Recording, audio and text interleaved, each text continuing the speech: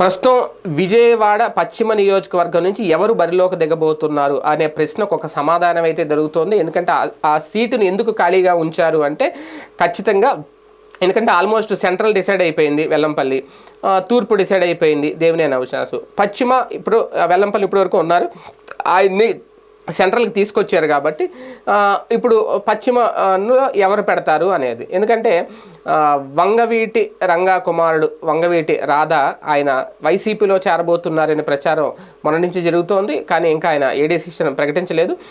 మరి దగ్గరలో ఏమైనా చేరతారేమో తెలియదు. ఆయన చేరతారు కాబట్టే చేరాలనుకుంటున్నారు కాబట్టి ఆ వెస్ట్ నియోజకవర్గాన్ని అయితే పెండింగ్లో పెట్టారు అనేది. కాకపోతే ఆయన మొదటి నుంచి సెంట్రల్ అడుగుతున్నారు అనే ప్రచారం జరిగింది. సెంట్రల్ ఆల్రెడీ వెల్లంపల్లికి ఇచ్చేసారు కాబట్టి వెస్ట్లో ఆయన్ను బరిలోకి దింపి మేమందరం సపోర్ట్ చేస్తామని చెప్తారో లేదంటే ఆయనతో ఇప్పుడు చర్చలు నడుస్తున్నాయి అనేది. ఎందుకంటే గతంలో కొడాలి నాని వల్లభనేని వంశీ కూడా ఆయనతో చర్చించారు, మాట్లాడారు అనేది. ఇప్పుడు తాజాగా కేసినేని నాని కూడా చేరారు కాబట్టి బలమైన నాయకులు విజయవాడలో మొత్తం అందరూ కూడా వైసీపీలోనూ ఉంటే, ఎందుకంటే కేసినేని ఆల్రెడీ బలమైన నాయకుడు, వెల్లంపల్లి గెలుపు గ్యారంటీ అన్నారు, దేవినేని కుటుంబ నేపథ్యంలో ఆయన కూడా ఒక బలమైన నాయకుడే.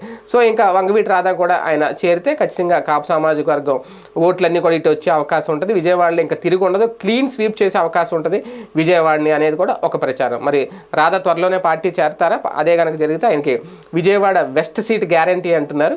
చూడాలి నెక్స్ట్ లిస్ట్లో.